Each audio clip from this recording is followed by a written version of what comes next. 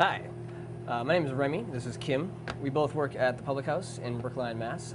Today we're going to be talking about beer and beer glassware. First, a little history here. The Public House has been around for about 6 years. We're a beer bar kitchen. We specialize in different world beers, mostly Belgian stuff. We've got about 300 different bottled beers, 150 of them being Belgian.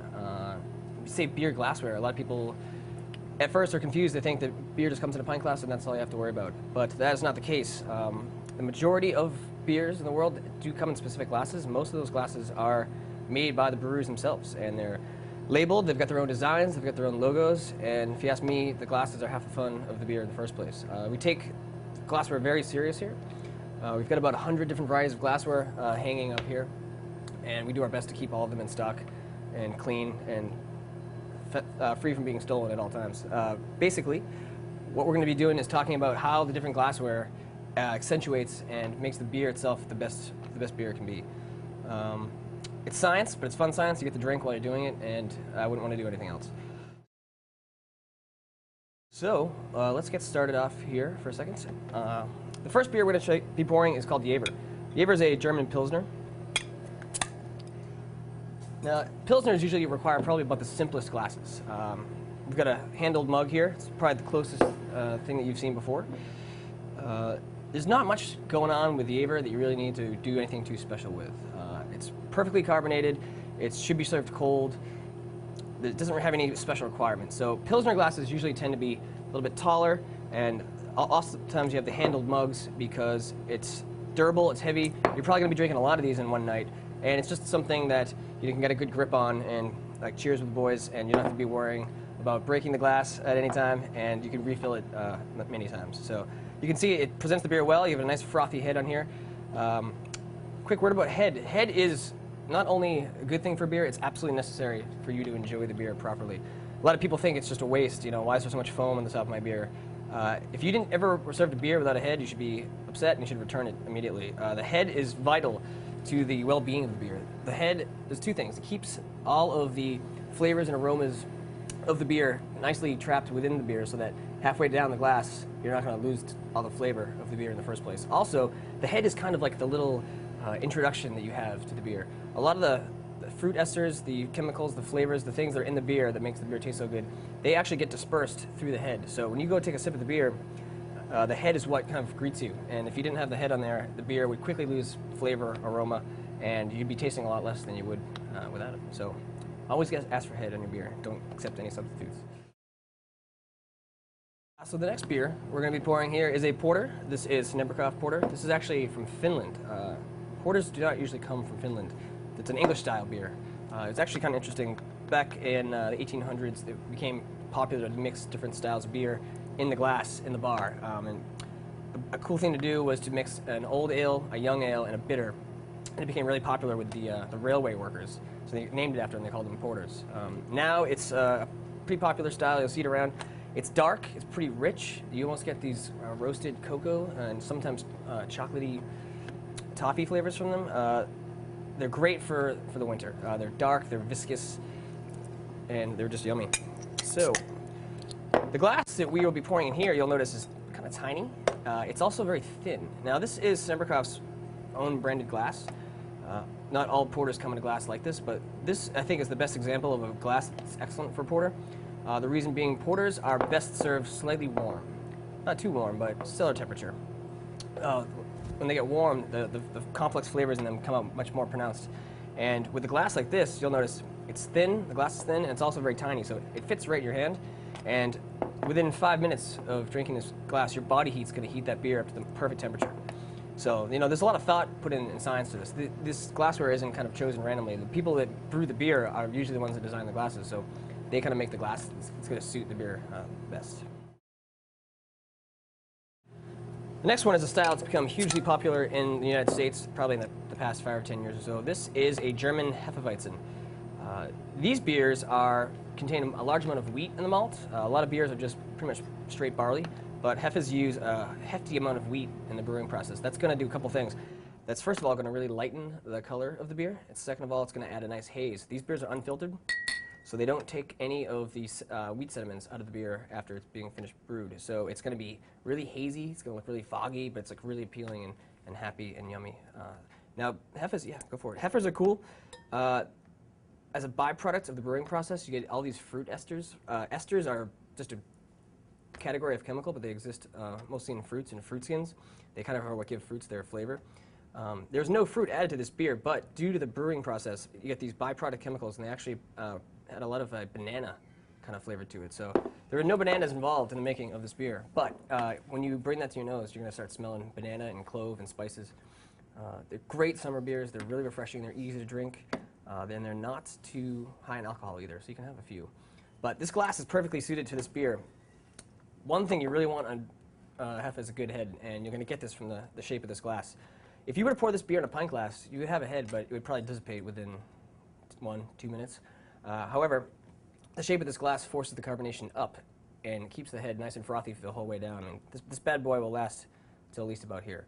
So you can see there's definitely a reason why the glass is shaped the way it is, and it just does more to enhance the flavor of the beer in the first place. Okay, the next one is one of my personal favorite beers. This is Orval. Orval is a Trappist beer, which means it's actually made by monks in a monastery in Belgium. This is the only beer they make, and they do a good job at it. Now, Orval is pretty interesting. It's got a lot of different flavors going on. Some of them are a little off-putting to people at first. They do a primary fermentation with the yeast that they add, but then they do a secondary fermentation with a wild yeast. It's a whole different strain of yeast. Most breweries do everything they can to avoid getting this yeast into their systems, because if they do, it's going to skank the beer, and you're going to have kegs exploding and all kinds of bad things. But Orval likes it, and they add it in on purpose. And what you do is you get this really funky, kind of musty flavor out of it. That might sound kind of weird, but trust me, if you taste it, you'll understand that it is quite awesome. Also, other than that, they also add a little bit of hops to the beer, and there's a kind of apple pear skin flavor that comes in too.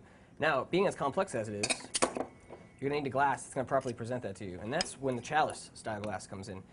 These glasses are open, they have really wide mouths, and what that does is it allows you to get half your face into the beer when you're drinking it. What that's going to do is that's going to have this shape of the glass is going to allow all those little tiny flavors and aromas to really jump out at you, and you're going to get the full experience of the beer. It's going to probably cause the head to dissipate a little bit faster, but no worries, because it's only 11-ounce beer anyway, so by the time that goes down, hopefully you finished it at this point. But like I said, if you were to pour that into an incorrect type of glass, you're really going to be missing out. And people will debate me on this up and down, but trust me, try it sometime. Get a really good beer, get 2 of them, pour one in the right glass, pour one in the wrong glass, and you're going to be amazed at what a difference the glass makes on the beer. It's a night and day. This next guy is air beer. Careful with this one. This beer is extremely carbonated. It does not need any assistance keeping a head retention. In fact, sometimes it gets a little bit overexcited. So you have to be really careful and slow pouring this beer. The shape of this glass is great for that kind of thing, though. You can see it's got a really wide bottom. It's got a lot of room for the beer to kind of collect as the glass is filling up. So it's not going to be shooting the foam straight up at you. Excellent. There we go. If you tried pouring this into the Hefeweizen glass, it would probably rock it out and spray you in the face.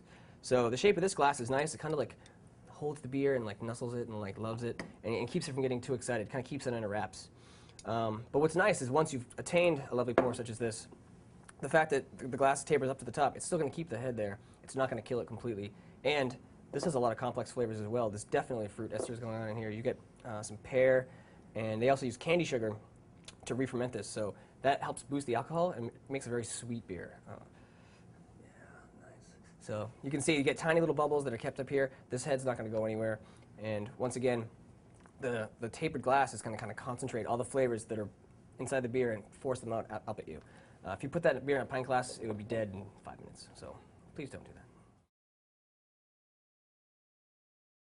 Now this last one here, I'm just kind of doing for fun. It's a great example of what glasses can do for beer. This is Delirium Tremens. This is a Belgian strong pale, also from Belgium, clearly. It's very sweet, it's very light. It's actually one of our hugest sellers here. People really enjoy this beer. It's a great kind of Belgian gateway drug. It's easy to drink, not too offensive, and yummy as hell. But as this may look like the air beer glass we just poured, this has a little trick on the bottom of it. What they do, and this is just for fun, they etched a little elephant in the bottom of the glass, and what that does is that agitates the beer so much that once you pour the beer and it's all settled in the glass, you've got this fun little foam geyser coming out from the bottom. Now, what that is, it does have some practical purposes. It's going to keep the head nice and frothy for the entire life of the beer in the glass, but it's great for presentation. I mean, it's just, it proves the fact that beer is a living thing. I mean, it's a living food product.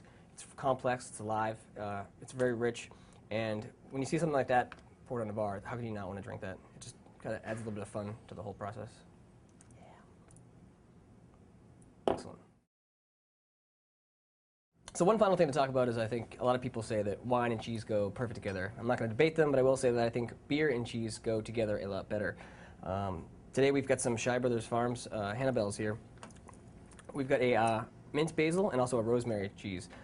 Both of these cheeses have pretty strong flavors. They're also extremely creamy. Take a bite, and it's going to coat the inside of your mouth. You're going to have all kinds of receptors in your brain lighting up with happiness. But it's going to be kind of the peanut butter and jelly thing where you need to wash that down with something. And beer, I think, is going to be the best option for that.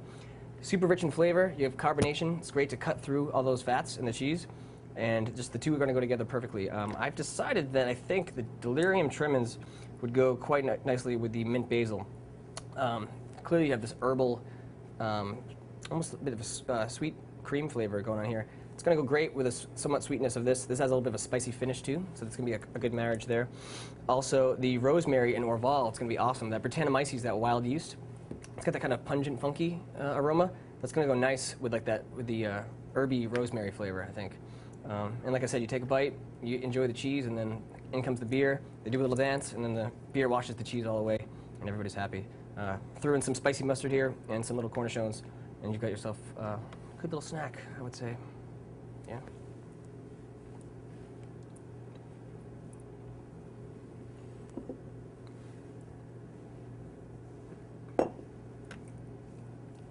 Yeah. Right on.